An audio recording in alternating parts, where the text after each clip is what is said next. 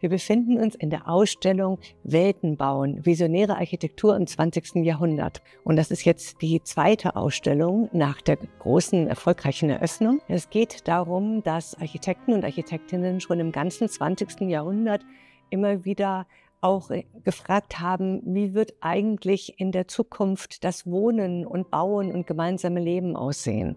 Und das Spannende ist, dass sie sich auch damals schon immer am Anfang des 20. Jahrhunderts schon mit unseren Ressourcen befasst haben, mit Klimawandel, mit möglicher Frage von Überbevölkerung. Also alle Themen, die uns heute aufs Dringendste beschäftigen, waren eigentlich schon die ganze Zeit über da. Wir sehen hier über 200 Objekte, Zeichnungen, sogar ein Gedicht, Modelle, Fotografien und das eben alles rund um die Frage, wie utopische oder dystopische Entwürfe in den letzten 120 Jahren etwa entwickelt worden sind. Und natürlich auch die Frage, sind wir in einer Utopie oder einer Dystopie gelandet? Also die Idee ist eben, dass es wirklich eine Ausstellung ist, die mit den Materialien aus dem Archiv arbeitet. Das heißt, es gibt keine Leihgaben von auswärts. Und die Ausstellung der historische Teil der Ausstellung befindet sich tatsächlich unter dem schwebenden Archivwürfel. Und man kann es sich so vorstellen, als ob das Archiv sozusagen in die Ausstellung runterdrückt, als ob es seinen Niederschlag findet. Ja, es beginnt tatsächlich mit Bruno Taut und Paul Scherbart und den Visionen einer zukünftigen Architektur, einer gläsernen Architektur einerseits und andererseits auch ein gigantischen Konzept, was Bruno Taut entwickelt in der Zeit, nämlich die Überformung der Alpen. Und das ist schon, und Bruno Taut sagt auch, das erfordert sehr viel Opfer vielleicht, aber es ist eben ein zukünftiges Friedenswerk, was die Völker Europas einen könnte. Und da sehen wir schon ein Thema, was auch immer wieder in der Ausstellung auftauchen wird, nämlich die Tatsache, dass Utopien, also eigentlich die Visionen von besseren Welten auch immer kippen können in Dystopien.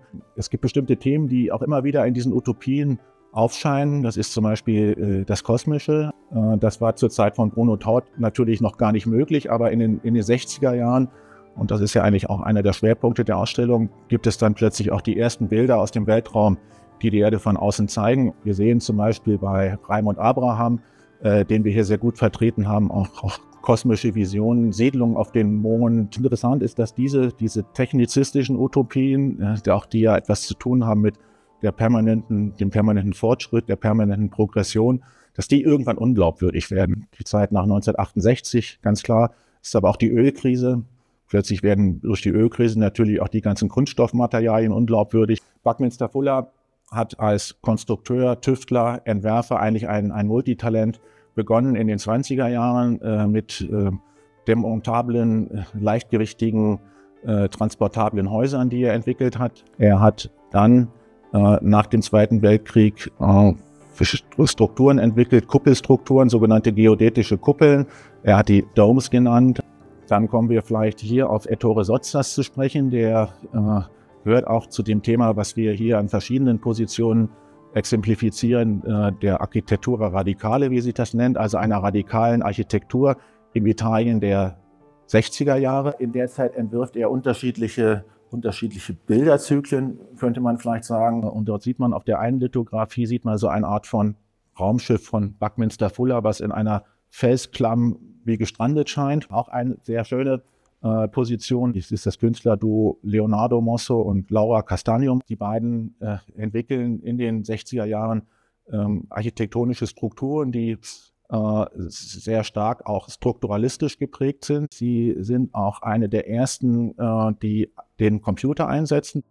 Sowohl Coop Himmelblau als auch Haus Rococó interessieren sich in den späten 60er Jahren für pneumatische Elemente, aufblasbare Ballons, muss man sagen. Es ist nicht mehr der Aufbruch in ferne Welten, sondern man entdeckt sozusagen die Zweisamkeit in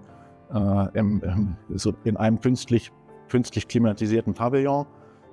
Ja, wenn man diese Erzählung entwickelt, dann merkt man doch immer wieder aufs Neue, was für ein männerdominiertes Feld die Architektur in der Moderne und bisschen in der Gegenwart gewissermaßen auch ist. Und deshalb wollen wir diese Leerstellen aufzeigen und haben dazu in Anknüpfung an die Ausstellung ein diskursives Format entwickelt, wo wir eben auch gerade die Rolle von Architektinnen beleuchten werden. Ich stehe hier in der raumgreifenden Installation Makedonium des Künstlers Jan Czarowski und der Künstlerin Kristina Iwanowska. Diese Installation beschäftigt sich mit der makedonischen Bildhauerin Iskra Grabul, die als die wesentliche Formgeberin des wirklich bildstarken Nationalmonuments Makedonium oder das auch als Ilinden-Denkmal bekannt ist. Was besonders ist an diesem Werk und weshalb also die beiden Künstler sich damit beschäftigt haben, ist, dass diese Rolle von Iskra Grabul in der Geschichte total untergegangen ist. Und was aber spannend ist, dass die Künstler eine Idee entwickelt haben, wie Iskra Grabul dann doch posthum und jetzt für uns in der Gegenwart dank ihrer durch sie überlieferte Materialien hier also wieder eine Rolle spielen kann.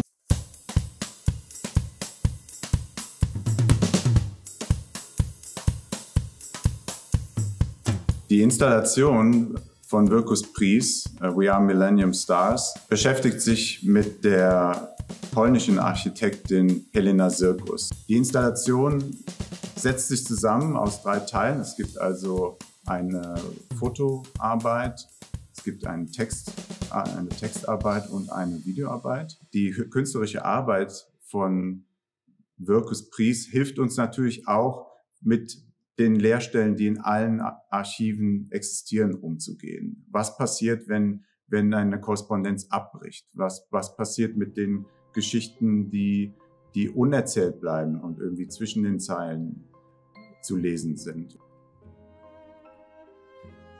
Was ich persönlich besonders faszinierend finde an der Ausstellung, ist, dass manche Entwürfe sind wirklich auch ein bisschen verrückt und unbaubar und reine Imagination, aber doch irgendwie auch inspirierend. Aber andere, da hätte man vielleicht noch vor ein paar Jahren oder Jahrzehnten gedacht, die könnten so nie realisiert werden, aber Aspekte sind bereits Wirklichkeit.